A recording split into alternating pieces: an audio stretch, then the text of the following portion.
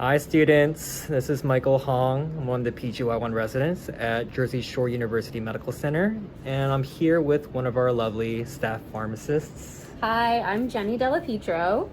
I am a relatively new member to the Jersey Shore family. I've been here for about 15 months, and prior to that, I had worked as a retail pharmacist for 7 years, and my total retail career was 15 years. So that's just a little bit of background on me. Okay. And we're just going to go over a couple questions just to give you guys a little bit of insight into my day-to-day activities here as a staff pharmacist. All right, excellent. Yeah, first of all, Jenny, thank you so much for doing this. Thank you for having me, Michael. Of course. But yeah, our first question is just talking about what we want to do or what we do on a day-to-day basis as a staff pharmacist. Can you talk about what your duties are on a daily basis? Yeah, so we have some pretty basic day-to-day activities such as checking our Omnicell fill sheets, and our Omnicells are essentially drug vending machines throughout the hospital, and they get refilled 2 to 3 times during the course of 24 hours. So during the day, they get filled, and during my evening shift, they get filled, and also overnight, certain areas of the hospital that are closed to us during the day, they get their Omnicells filled as well. We also verify orders. We answer questions from other medical personnel. And then we also identify patient-owned medications, which are medications we don't have here on our formulary, but a patient still needs. We check anesthesia trays, which are given out every single day. An anesthesiologist comes and picks it up, and then they bring it back at the end of the day, and we just reconcile the medication and refill the tray. And then if time is permitting, we check code trays, and those get brought in on code cards. And then also, depending on the area that you work in, you might experience more of a clinical perspective. And some of those things that we do, depending on those areas, are renally dose adjust medications. That's a really big thing that we have to do. A lot of people forget that drugs are mostly based on renal function. A lot. We do IV compounding, and we also make drug recommendations based on disease state. Yeah, so that's some really good things that Jenny mentioned, because I know when I started off just doing residency, I didn't really have any hospital experience prior to that. So I thought staff pharmacists, all they do is just verify orders, but there actually is a lot more to the job. There's a lot more different facilities and duties that the pharmacist has to take on. So that leads me to my next question, which is that, Jenny, what does like a normal day look like for you? So for me, I've been here about 15 months, and I'm almost done with my training, which sounds like a very long period of training, but I'll be trained in every area of the hospital except for chemotherapy, which I'm okay with. And mostly now I work in our critical care areas, and that includes the ICU, which has a CCU, which is a cardiac care unit, a MICU, which is the medical ICU, a SICU, which is surgical ICU, combined with trauma ICU, and a neuro ICU. I work in the pediatric satellite, which has a NICU, which is a neonatal intensive care unit, a PICU, which is pediatric intensive care unit, and just a general pediatric floor. And I'm just about done with my IV room training, which I'll be making IVs for the whole entire hospital, for drugs that we can't get outsourced or provided to us pre-made. So my typical day is unpredictable. It's either very busy and nonstop, or it's manageable. So it really just depends on what's going on in the hospital and what our census is. Yeah. So Yeah, good stuff. pretty much it. Yeah, I think it's like pretty similar to like how I felt when I was working retail before residency too, because it depends on like, I guess like the weather or like what other things are happening throughout the day, because some days can be crazy, but some days are a little bit more on the calm side. So I know like with our IPI students especially, all of them had some sort of retail experience, and even for me too.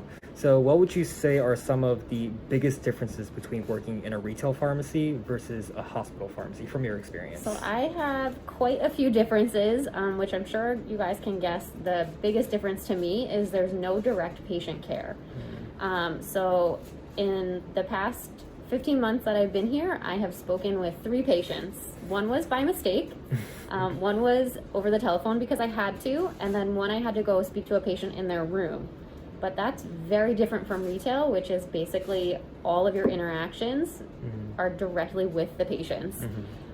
So that to me is one of the biggest differences, is no direct patient care.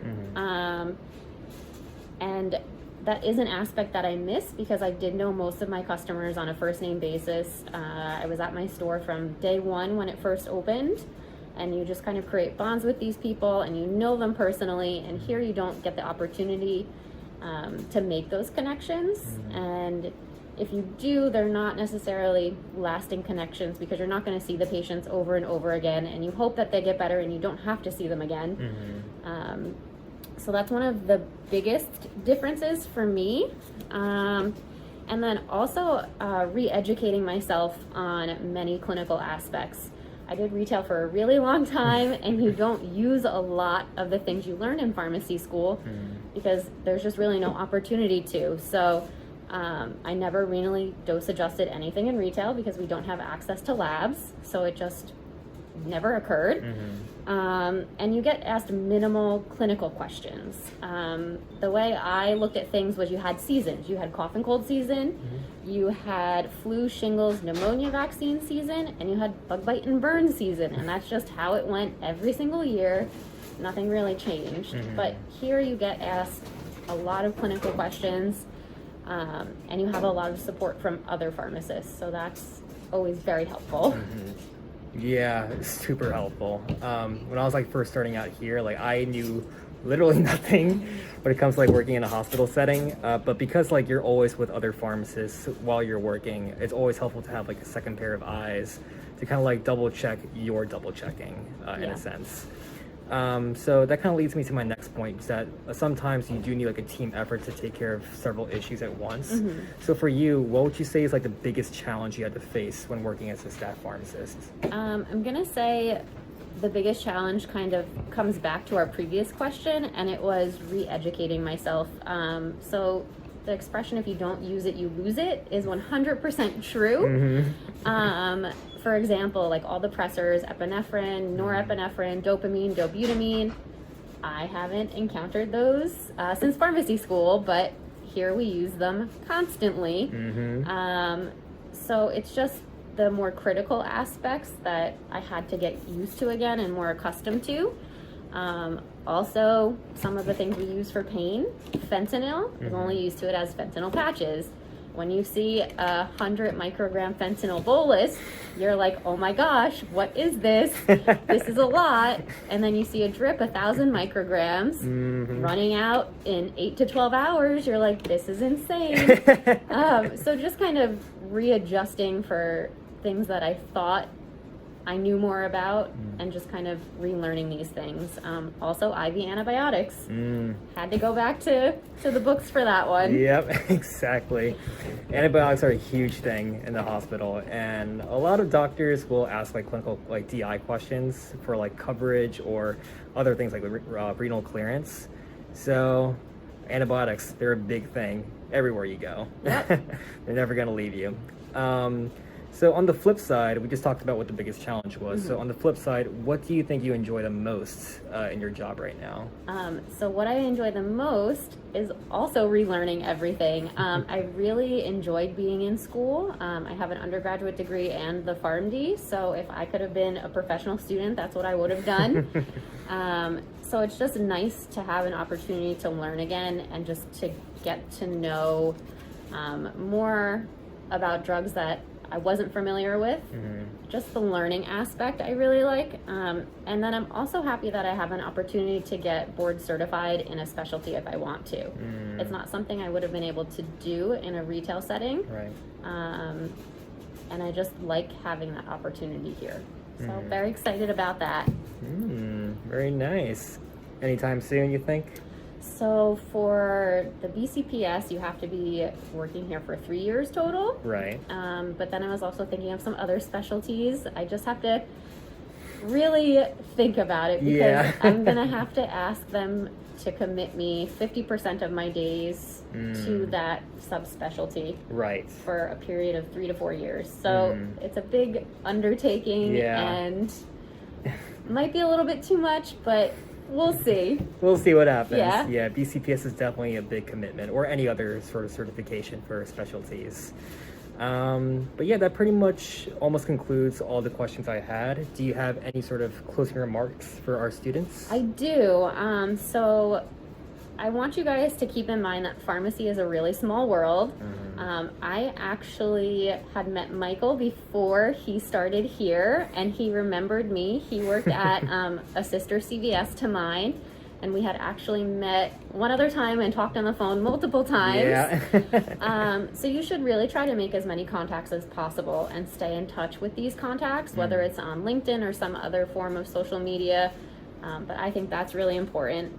I don't think you should limit yourself when you choose your rotations for your 6th year. You should choose challenging rotations, not just something that's going to get you a good grade, but you should choose something that you're really going to challenge yourself with.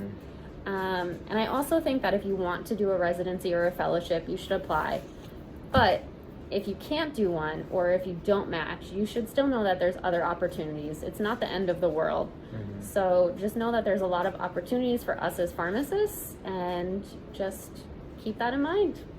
All right, perfect. Yeah, I mean, I completely agree with everything Jenny said. Like in my class, when I graduated pharmacy school, a lot of my friends were trying out for residency. Some of them, unfortunately, didn't match during the first try. Some matched on the second try, the third try, and some just didn't match at all. But even for those people, they still found opportunities out there. So as we mentioned before, pharmacy is definitely a small world. Definitely make those connections, and eventually in the future, you're going to turn out to something that you're really going to like. Yeah. So yeah, Jenny, thank you so much for your time. Thank you for having me, Michael. Of course. I hope that was helpful for you guys.